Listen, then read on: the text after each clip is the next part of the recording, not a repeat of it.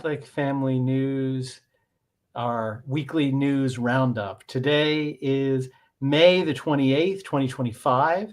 It is the vigil of the Ascension of our Lord Jesus Christ, as well as a commemoration of the great saint, Saint Augustine of Canterbury, not to be confused with Saint Augustine of Hippo.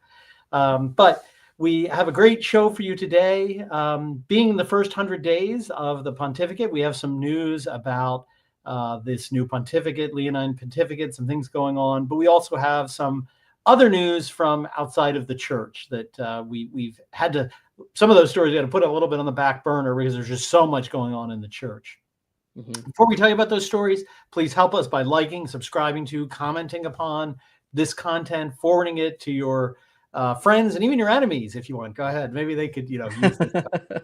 But we really could help us by getting this content and the word out. So our stories for today are the Latin Mass attacked in Charlotte.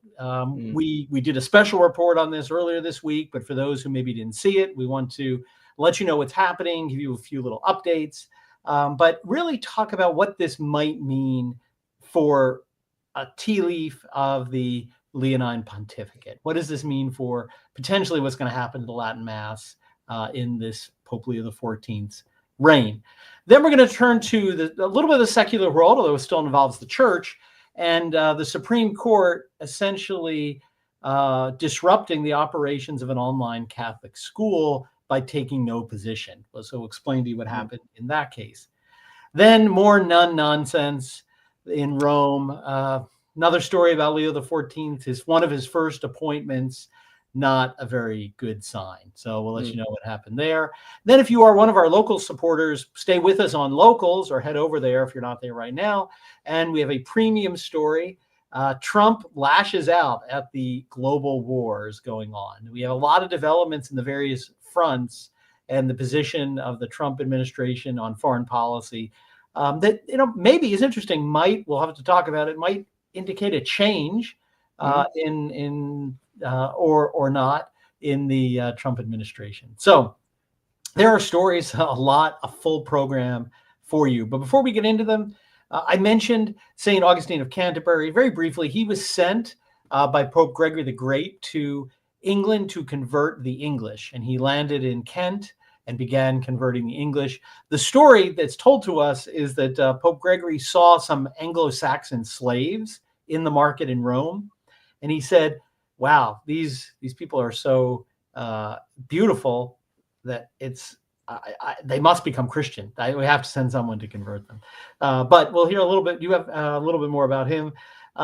We also have the Vigil of the Ascension. Want to talk about that because Ascension Thursday has become Ascension Sunday in most of Novus Ordo land. Essentially, each of the dioceses in the United States get to decide whether it's a holy day or not. And the vast majority have done the Novus Ordo way of picking the easier path and have said, we're just moving Ascension Thursday to Sunday. Because I know pretty clear in the gospel that it was 40 days after the resurrection, but, who cares? Let's just move it to Sunday because we can't have people having to go to Mass more than, once a week. So most places it is not a holy day of obligation. It's limited to sort of the northeast area of the country. But it is still a great solemnity, first-class feast of the church. So whether we're obligated or not, really we should go to a traditional Mass tomorrow for the feast. Then we have on the 31st, the Queenship of Mary. I want to mention this in reference to the Novus Ordo, because this is another one where they just destroyed the calendar. A calendar which, in this respect, just actually been created. It was like, right, undo. So Pope Pius XII really instituted two feasts, the Feast of the Immaculate Heart on the octave of the Assumption, so August 22nd, and then the Feast of the Queenship of Mary to crown the month of May, which was already dedicated to Our Lady, May 31st. What did Pope Paul VI and the Recavators do? Well, they got rid of the Feast of the Immaculate Heart on August 22nd. They moved that to whenever the Feast of the Sacred Heart is, and then they moved the Queenship of Mary to August 22nd, taking it out of May. And again, there's nothing kind of against the faith in these, but it's just why? Like, why? There's no need to do that, to reorder them, particularly when the Pope, really just two popes before you, had just established them, right? And it's sort of, there was absolutely no need. Now, again, some of these were ancient feasts that were just shuffled around that have been that way for centuries. These were more recent, but still, it just shows an utter disregard for respecting what we've been handed. And I got to add my little tinkering to it, is sort of the quality. Yeah, definitely. It's this constant obsession with wanting to tinker with the liturgy. It's been one of the most destructive forces within the Catholic Church, especially since the post-conciliar revolt. But going back to St. Augustine, you left it on a cliffhanger there. You gave me the punchline. I'll be able to get there. But I'll go back in a little bit of a roundabout way, because I think this is an amazing saint. It means a lot for us English speakers as well. So St. Augustine of Canterbury is known really as the apostle to the English, but he actually started out as an head of a monastery, and a very prominent monastery as well. One of his students was Pope St. Gregory the Great. Now, St. Augustine basically retired. He passed on the leadership of the monastery to someone else. But when Pope St. Gregory became Pope, he had this incident that Brian mentioned. There was this blonde group of slaves that at the time would have been called Angles. So that's what you would refer to part of England. That's Anglia, and the people from it are Angles. And then Pope St. Gregory said, that's not an angle, that's an angel. And so, it's a bit of a ridiculous pun, but he said, we must evangelize that group. Now, that big job was not, he didn't give it to just anyone. He gave it to his teacher, his former teacher, which was St. Augustine of Canterbury, who eventually went over to England, which at the time was really in a dire state, because you had some former Christian communities of what was the England occupied by the Romans, but that had just been invaded by the Anglo-Saxons. And so what St. Augustine had to do is go into the area and evangelize these new Anglo-Saxons and bring them into accord with Christianity as well. And, one last important point on this: a lot of Anglicans today, so Church of England people, or of that Henry VIII descending from Henry VIII, they will claim, oh, Henry VIII didn't start our church. It was St. Augustine of Canterbury that started our church.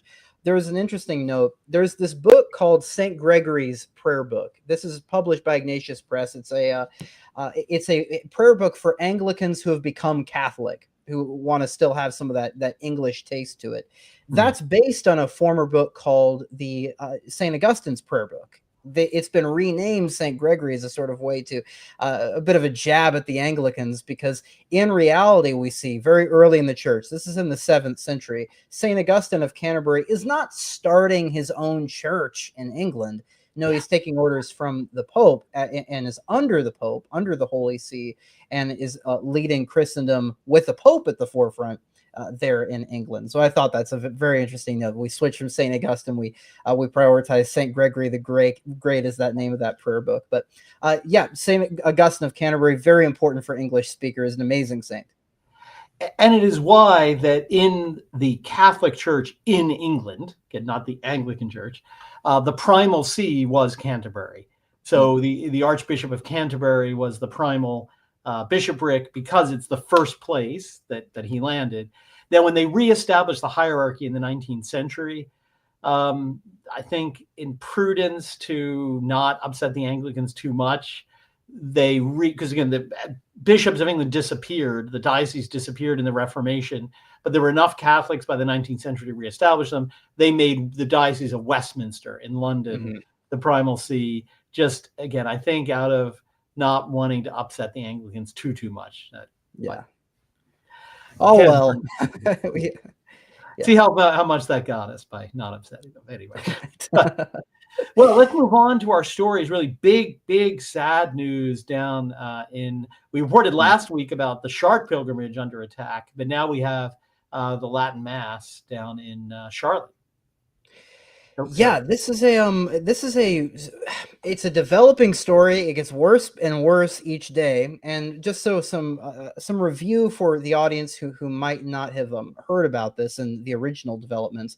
So this came as a bit of a shock to anybody who wasn't in the diocese. There were some murmurings about this before, but the bishop came out and said outright, there is no more Latin Mass in this diocese. He came out with a letter saying we're going to fully implement Traditionis Custodes. And his solution was to say, with all of these parishes that are in this diocese, the Diocese of Charlotte, they're going to be shut down, and we're going to, out of the goodness of my own heart, I'm gonna give you a former Protestant shack. There was a church, but you could house less than 400 people. I'll show the audience a picture of that in a second. And it's far away from anyone. So it's basically a Latin Mass ghetto. Now, the Diocese of Charlotte, before this bishop came in last year, was really a prosperous diocese. If there was any place you could look at and say that Benedict's reform of the reform, the mutual enrichment was actually taking root, it would probably be in the Diocese of Charlotte. You had the Latin Mass. They tried to make it the goal where the Latin Mass is going to be in every single parish. They had over 20 churches that were saying the Latin Mass. Traditionis Custodes came in, the bishop started implementing it, and went down to 4 very highly populated parishes. So this bishop, I'll show a map real quick of what this means, what this new location means. So looking at all of the former locations, you see for some it will be a 2-hour drive, for some it will be an hour drive. Another location, from that location, will be a 45-minute drive, another an hour. Just to go from those chapels. And you have to keep in mind, many of these people in North Carolina, in Charlotte, are driving an hour as it was to go to their the current Latin Mass locations. And so, you're having to drive a long ways at the moment. Now, this is their location. This is this former Protestant church. I'll pull it up here. It's not fitting, I would say, for the traditional Latin Mass. On the inside, you see it's a sort of a rock band kind of church where you've got the stage. It's quite frankly just very insulting. Now, the bishop has said in regards to this place that, well, you shouldn't be complaining because we're putting money into this thing. And this is very similar to the he literally said this. It's unbelievable. He said, this is similar to the Pantheon in Rome being repurposed for the use of the Latin Mass back in antiquity. He said this. It's so absurd. Ridiculous. But it's to have that church is insulting enough, and to have it made from, we have about 1,500 parishioners attending the Latin Mass. Now you can fit less than 300. Now they will get 2 masses each Sunday, but that's quite that's a limiting factor as well. You can't go to daily Mass. You can't get the traditional compline. That's something traditional communities love. Vespers, you're limited to just 2 Latin Masses. And the bishop said, if you attend frequently, we may give another Mass to this location. Well, now, that was bad enough. Masses, and he makes clear, no sacraments. Your sacraments need to be back at your territorial parish. Yeah, he says this. He says that most people need to, you can feel free to go to this location, but we don't expect people to, and you can stay in your own your original parish, which now will have to celebrate the Novus Ordo. Mm-hmm. Now the bishop then, as I've mentioned, he gave about a 3 to 4 page list of basically like a cheat sheet for the priest to answer complaining parishioners with. We have that up on our website, catholicfamilynews.com. We were one of the first people to put that out there. That was leaked, and then the press got a hold of it. Many of those answers are insulting. They have a really just a false notion of what the liturgy is all about. It basically boils down to, if people leave the church over this, they're effectively collateral damage, because the unity of the church is more important. And what is the unity of the church in this case? That's never defined. He interprets that as, if everyone is not celebrating the Novus Ordo in the way he wants, there's no unity. And he goes on to say, you need the traditionalists who are complaining about this, they need to do some penance. That's the first time you'll hear a Novus Ordo bishop talk about penance, is we're talking about this. And he says people should give money to the church. People shouldn't stop giving money over this. He emphasizes that. Now, today and yesterday, there were some murmurings about this. It was leaked another document that's going to be down, released very shortly.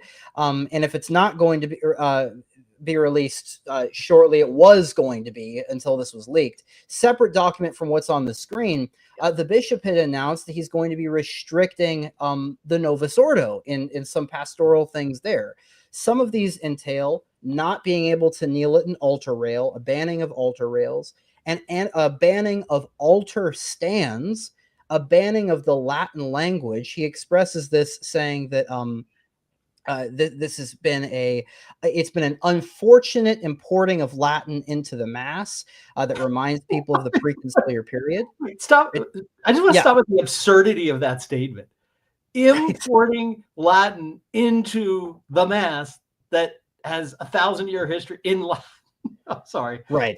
And it shows also, I will say, pausing, is that it shows the Novus Ordo really cannot be taken to be the Roman Rite, because it's obviously, as Ratzinger called it, it's a banal fabrication. And I think, for example, I'll read directly from this leaked document. The bishop says, the use of Latin in our parishes fosters two unacceptable tendencies. The first is a rejection of the Novus Ordo. When Latin is used in our parishes, other elements of the 1962 are always interwoven into it. Latin is not being used in our liturgies for its own sake.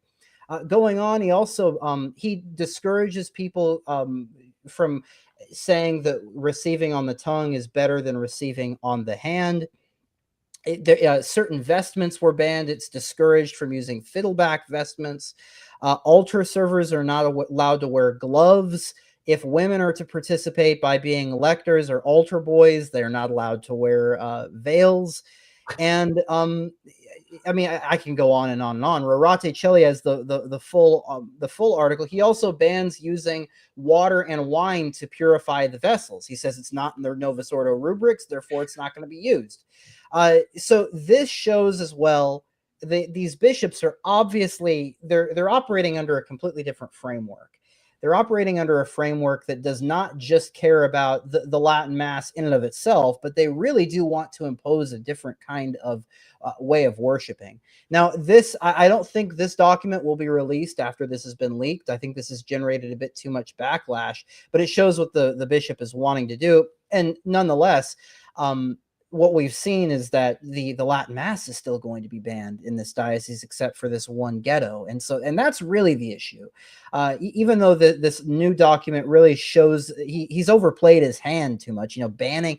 He even mentions that the altar stands and elaborate candles and even having a crucifix on the altar, it gets in the way of the faithful being able to see what's going on in the liturgy. And so that's banned. So God's getting in the way, really. Right, exactly. So this is quite simply, this man is operating under a faithless viewing of Catholicism. I'm not very optimistic that Pope Leo will step in. Again, his whole thing has been let the local bishop do what he wants. And so we'll have to see. We can pray for it. We can pray that Pope Leo will step in. I'm not very optimistic. And to anybody who's in the area, I look, the SSPX has a church in Charlotte. I'm sure they're going to get more people. I understand if people have different divisions based on cultural things or the different local things that might be getting in the way of people going. The Byzantines also have a church in Charlotte, but this is surely not good for the traditional faith. People need to come together and say, this is wrong. We have to resist this. This bishop is not on the correct page. But Brian, what's your take on this abysmal situation? No, it's just, again, laughing at it because it is just so absurd. I mean, it just shows an utter hatred, not only for the traditional Latin Mass, but anything that even is reminiscent of it, that is sort of a weak shadow of it.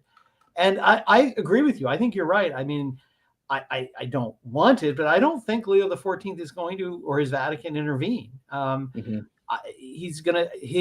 Now, this may benefit some other dioceses if he says, we're going to stop pressuring you to do what's going on in Charlotte, which under Francis was happening. Like, if you want to allow a traditional Mass in every parish, go ahead. But I don't think he's going to intervene to say, stop this, put it back. And, it really shows the intention behind Traditionis Custodes that we said from the beginning was to end the Latin Mass. That was the goal.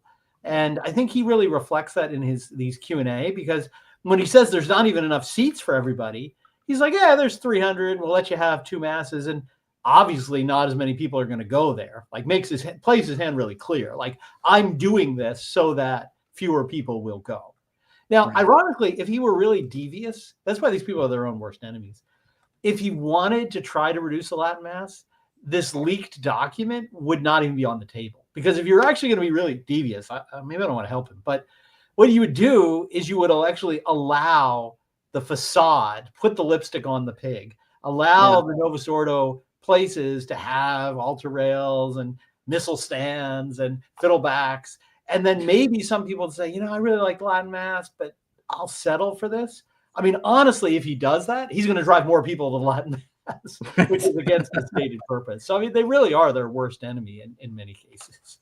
Yeah, I do. And I think that's what it will generate. I am worried that the bishop might be more cunning than what we expect. If this was purposefully leaked, think about this. People have to keep this in mind. It could be to try to generate the conversation towards these Novus Ordo restrictions rather than focusing on what's being done. This is a classic technique in politics where a bombshell will be dropped and then a separate bombshell will be dropped in order to distract people from the initial thing. The second one is then brought back and people have already forgotten about the initial bombshell that was dropped. I could see that being done here. That's why I think people need to focus, right? I mean, we have to say, what are we really looking at? We've talked about it on this show constantly. We're looking at the text of the Mass, the fact that you're getting rid of an immemorial tradition of the Church, where we're originated in Saint Gregory, Pope Saint Gregory the Great. We see the Latin Mass in its substantial form to what we have today, and the what's called the Gregorian sacramentaries. You see, in essence, it's the exact same thing. It was not created, contrary to what these people will say. It was not created at Trent. It was created a long time ago. This is the Roman Rite. It cannot be simply destroyed because some bishop has got it in his head that he wants, a mass with altar girls and rock music and all of this nonsense. And he can't stand Latin; it makes him shriek. So, this is, again, it's unfortunate, but as we've said on this show constantly, people need to get back to principle. That's the only way we're really going to get out of this crisis and stay sane during this time. Yeah. I mean, honestly, what he should have done is taken one of the churches that they've made for the Latin Mass and send the people from that church to this. Because, I mean, this would be perfect for a Novus Ordo. Novus Ordo, there'd be no problem. You could set up tomorrow without any changes there. I've seen them. It looks similar. I mean, there are some Novus Ordos that can thrive in a former Protestant environment because all you need to have is a simple table. This is why it's going to cost so much money too to establish a Latin Mass, and it's just a complete waste. So yeah, it's doesn't make any sense, but it doesn't have to in the new church. Well, we'll keep our eye on Charlotte, let you know of any updates to that situation. But another shutdown in our second story. This here in the United States, here in Oklahoma. So here's the background. The Diocese of Tulsa and the Archdiocese of Oklahoma City got together and sponsored the creation of a St. Isidore of Seville virtual school. So a distance learning online school for K through 12. And they entered into a contract with the state of Oklahoma to make it a public charter school. So charter schools are sort of one of the relatively recent innovations in the public diseducation system, where the public schools basically designate a private school or another school, and instead of going to your local public indoctrination camp, public school, you can go to this charter school instead, this other school that is able to provide better education. So these are things that are, in other states, even in Oklahoma, they are just schools that are funded as public schools, but are open to anyone in the area. They don't have to live in a particular school district. But this one was going to have a Catholic focus, and their website is very clear about it. Is Jesus Christ to be the center of their education? It's to teach the Catholic faith as part of it, and the governing body of the Oklahoma schools, the Department of Education in Oklahoma, entered into this agreement, was excited about it, was in favor of it. The Governor Stitt, was in favor of it, supported it. The Attorney General, a Republican, remember, Republican doesn't actually mean good all the time, disagreed from his governor and sued the school district and the school to say it violated the state and federal constitutions to have a charter school that has a religious mission like this. They pursued that case. And this Republican, whoever you people in Oklahoma, find a candidate. You need to primary this guy, get him out. He is a traitor. He then took it all the way to the Oklahoma Supreme Court. The traitors there ruled that it was against the federal and state constitution. It was an establishment of religion to have this school, and basically ordered the school shut down, the contract broken to make it a charter school. So the school and the governor and the school district appealed to the U.S. Supreme Court. The U.S. Supreme Court reached a decision this week, and it's a very strange decision. It's something that happens very rarely.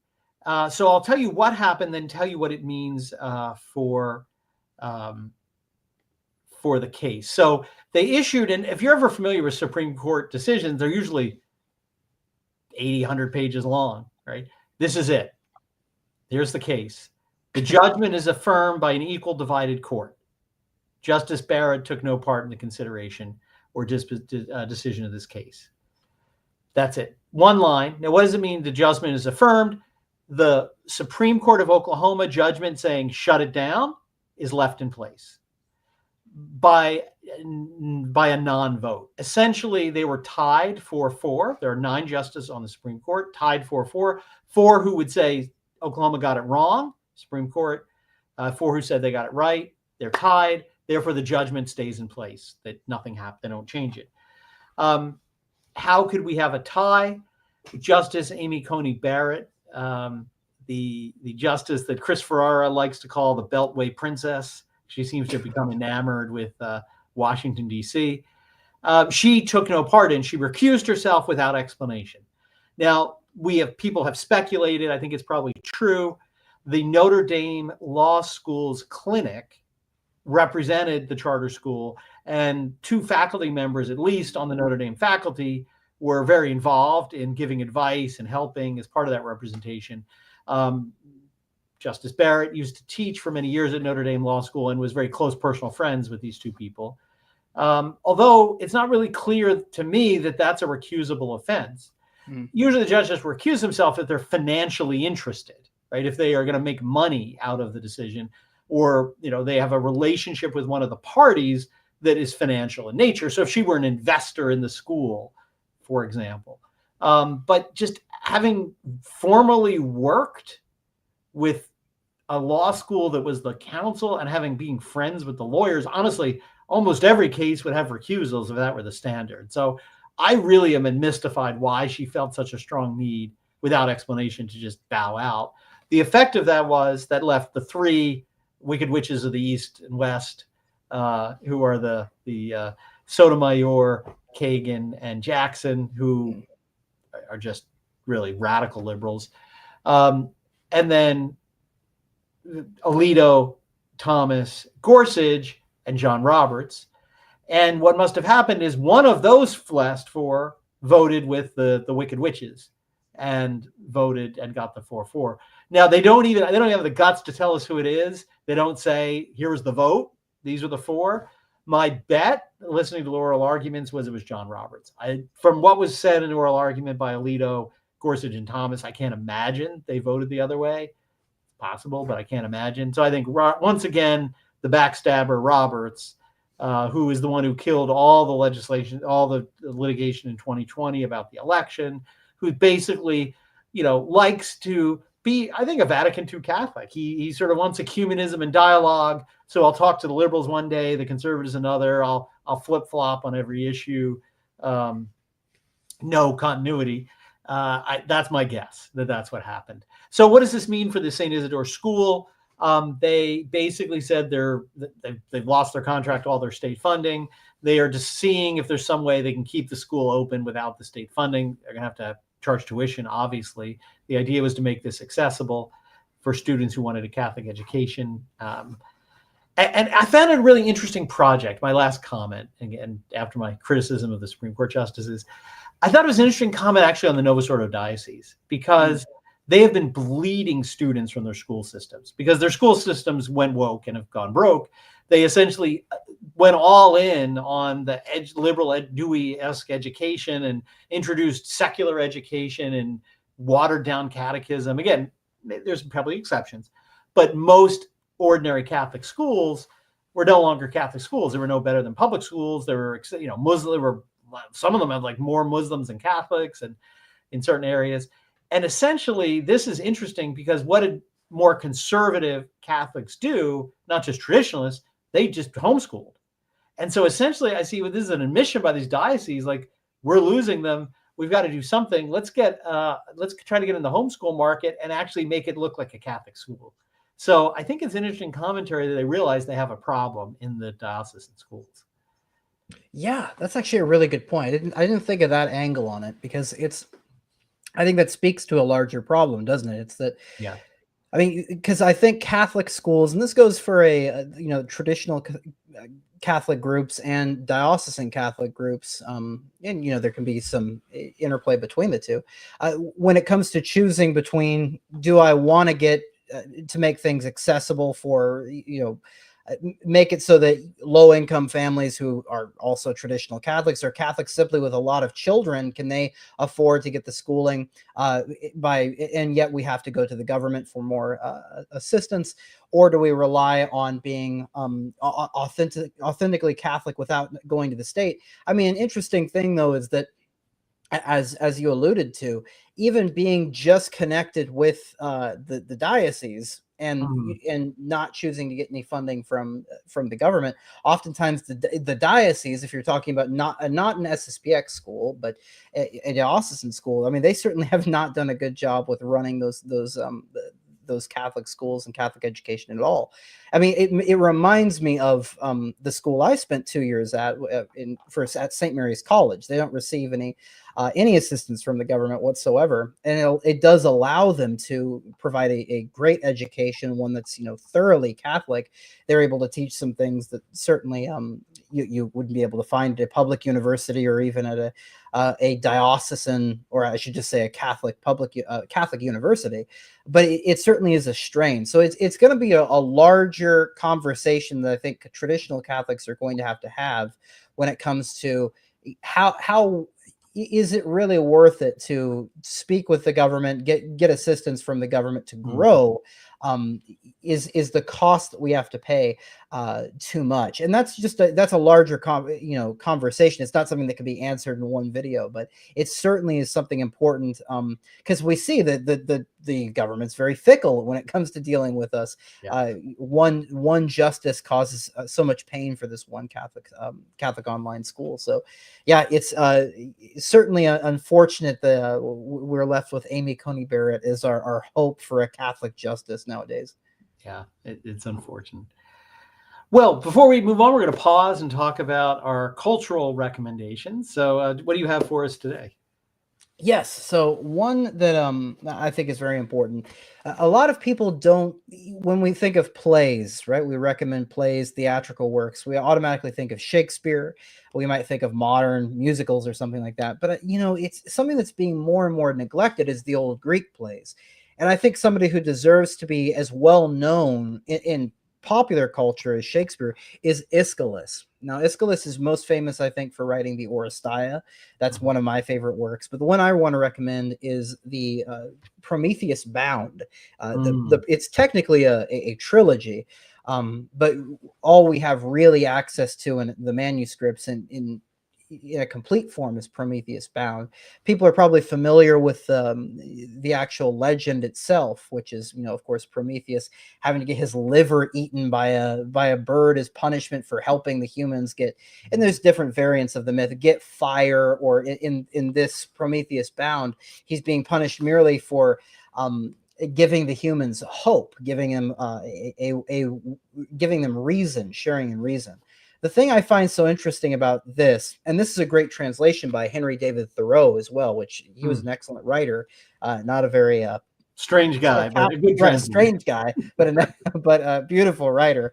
But it's something that comes out in this, I think, is the Christian parallel, which I think the Greeks were kind of grasping for when it comes to seeking out really a need for our own original sin to be solved by an external figure. And even Aeschylus kind of understands this. It needs to be God, but it also needs to be mankind lifting himself up. What, the Greeks don't know what to do with that, but it's interesting. I see even in this play, there's almost a grasping for wanting the incarnation, but not knowing how to express it. And we're lucky we got it. We have the Christian tradition, and we actually have the incarnation, but seeing that before the pre-incarnational spirit kind of longing for that incarnation saving us from sin, it's very interesting to see. So Aeschylus, Prometheus Bound.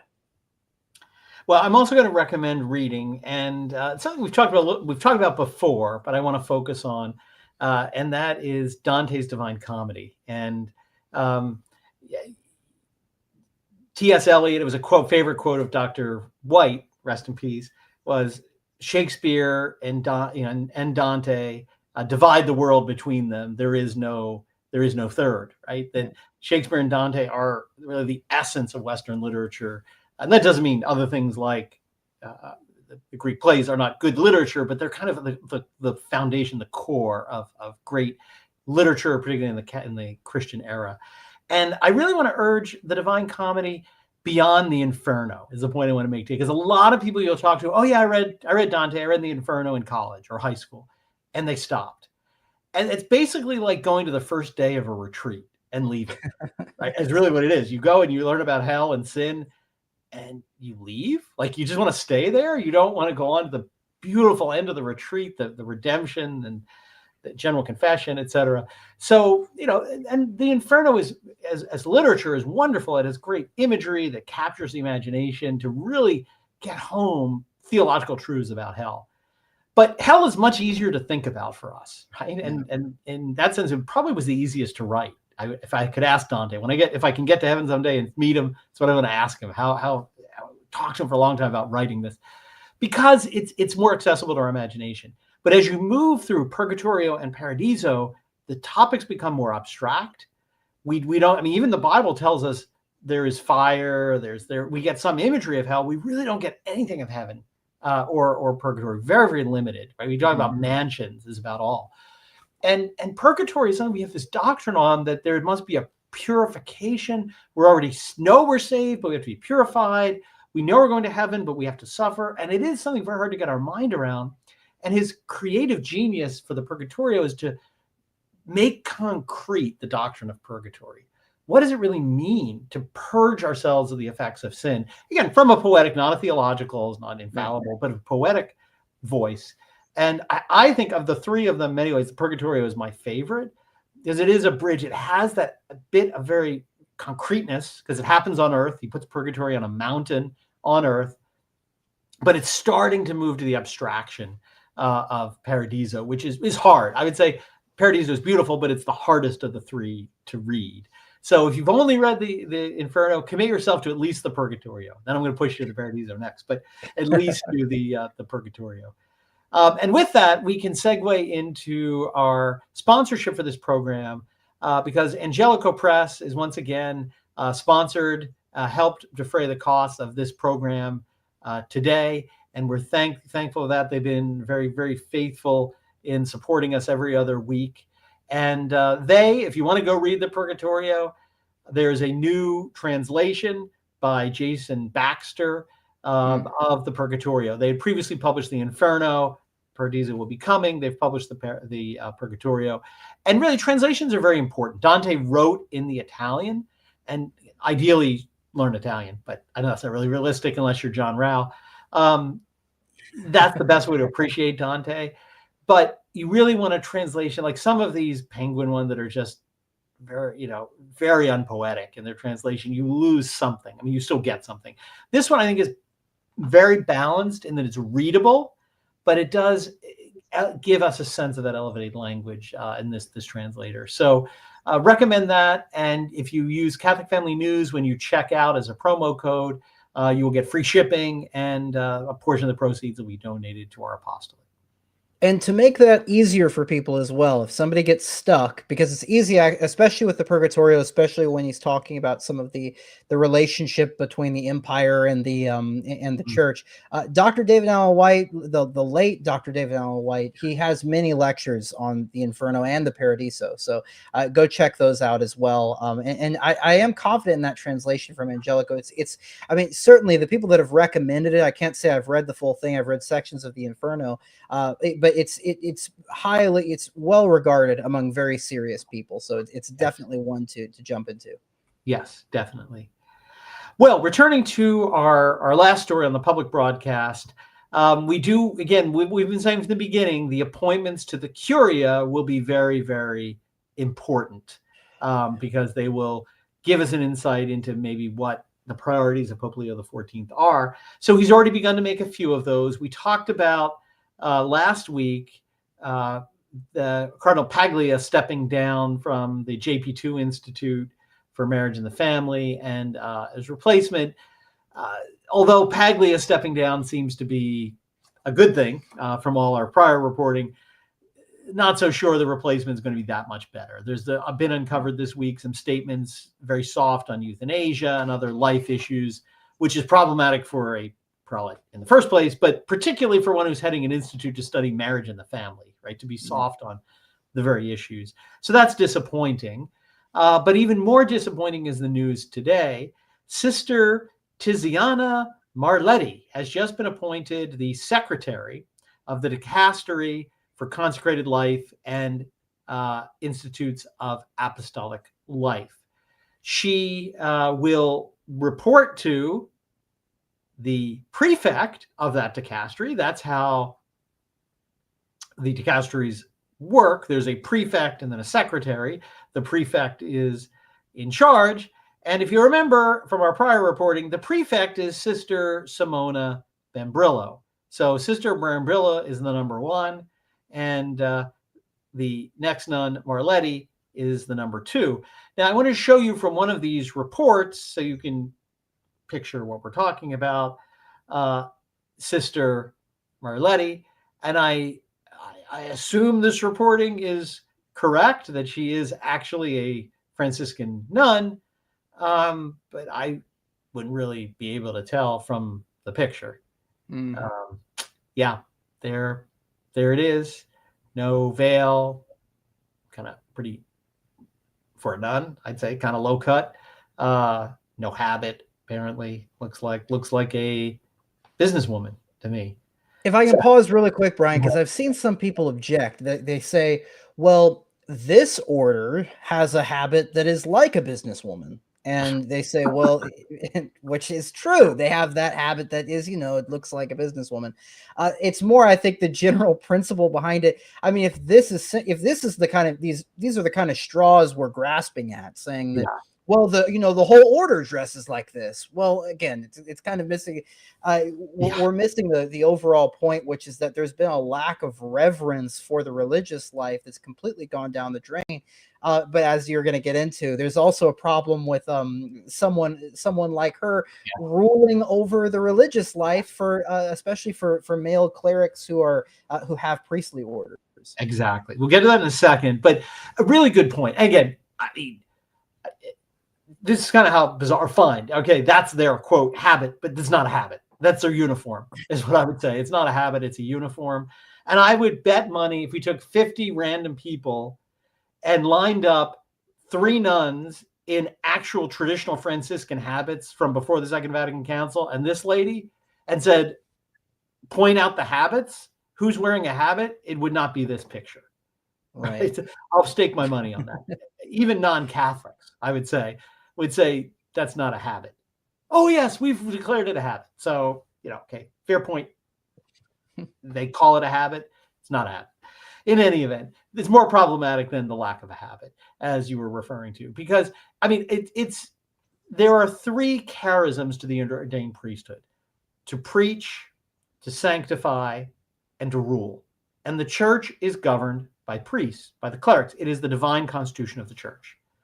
And therefore, the dicasteries, which are the governing bodies of the church, have always been headed, since they were set up in the 11th century, by prelates, not just clerics, but prelates, and to preserve the hierarchical nature of the church. And therefore, any dicastery, take your pick, right, really is a violation of this principle of the way the church is organized. Now, some administrative prefects over others might be more problematic. Like, you might say the head of PR, the dicastery for communication. Again, I think the principle should still hold, but you might say, okay, a little less problematic to have a lay person there or a non-priest. This position is even worse for the reasons you say. Now, again, maybe even if it were the dicastery for female religious, it would feel a little better. It would fit a little better. I still think there's problems. Female religious should still be subject to the hierarchical nature of the church, but at least there's some kind of okay, there's a nun in charge of the other nuns.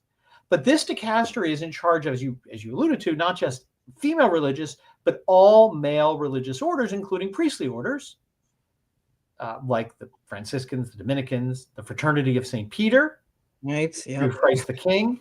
So the old Ecclesia Dei communities, remember, one of the other things Traditionis Secundus did was put the former Ecclesia Dei communities under this dicastery. So fraternity priests, Institute of Christ the King priests, meet your new superiors, these two nuns. And again, the problem with this is you now have and this would be true even if this were a male non-priest. I'd still be an issue. I think female is just sort of doubling down on it, but it's the same principle. You have someone of a higher order being ruled by someone of a lower order. And again, this fits with the Novus Ordo mentality, the changes in the church. They essentially want parishes not to be run by pastors anymore. They want parish councils. They don't want dioceses run by the bishop. They want diocesan councils. They want lay people and having the bishop reporting to them. And that's their goal. I mean, they've partially instituted on that level. This fits within it. So again, it's not so much that she's a business suit / habit wearing nun. This is really contrary in spirit to the hierarchical order of the church and the charism of priests to govern the church. Right? And it's really not a good sign that Leo did this. Now, I was waiting. He left Brambilla in place, Sister Brambilla, who Pope Francis appointed, not Leo. But he did say kind of, I'm just holding everything in place until I decide what to do. I may make some changes. So I thought, okay, not going to single this one out, but there's still hope. He might say, bad idea, we're going back to the old way. This appointment says Sister Brambilla is going to stay there, and he's committed to the Francis revolution in the Curia and the hierarchical order of the church, because he's sort of doubling down on what Francis did. Yeah, it's something that it has multiple negative effects for multiple reasons. All of the ones that you have mentioned. I would also say just more on the morale front when it comes to encouraging vocations. I mean, imagine if you're somebody in Charlotte, for example, you're wanting to become a diocesan or excuse me, a religious priest. You're wanting to join the Jesuits or something like that. Who knows who wants to join the Jesuits? Probably means you're not Catholic if you want to join the Jesuits. I mean, honestly, you see some of the things they say. But let's say somebody did. Somebody was attracted to the Ignatian spirituality. They went there. Well, to have this this discouragement of masculinity, which I know this is a bit cliche to talk about in the modern day, but I mean there is something about being put directly under a non-cleric woman to the point that it would completely discourage a priest. You're already dealing with, I have to report to Susan from the parish council in order to make any changes. Now, and when we look all the way to the top, we see a sister instead of His Excellency. It's something that is going to discourage people. It's going to discourage young men. That just can't be discounted. Two other quick things. I think this does show that Pope Leo XIV is not a Pius the 13th. We've stated this over and over again. I think there's still some people who have to get it out of their system. I don't think it necessarily means he is a Francis II, but I think it means he doesn't have a problem with appointing some of these people. You mentioned that Pontifical Academy for Life. There's been some question about that. He did say, for example, that he basically compared what would be worse, somebody getting euthanasia or ending somebody's life. I forget he was comparing the two equivalent evils, and he was saying which one would be worse. People are going to scrutinize that. He said some other things on the life issue. The other example that one could give is there was a South American bishop that he's replaced with somebody who's seen as a Francis-aligned appointee. Mm-hmm. All of these things point to that Pope Leo is not some kind of radical traditionalist. We can hope to get some things out of the Leonine pontificate that might be more favorable to traditionalists. Maybe we'll see Traditionis Custodes revoked. Maybe we'll see clarity regarding Fiducia Supplicans, the blessing of same-sex couples. But at the end of the day, we should not expect an institutional change from Pope Leo. He's just simply not that kind of guy yet. He could be in the future, but it simply is not that case right now. So if our expectations are there, I would just suggest moderating them, because we don't want to be drawn to despair after seeing these appointments get worse and worse and worse, and we see things that are disappointing from Pope Leo's pontificate. So it should just cause us to be a bit more sober when regarding this Leonine pontificate. And if you're going to be interested in this, how to think about this new pontificate, we have a new video out discussing Pope Leo XIV and the new hermeneutic of continuity.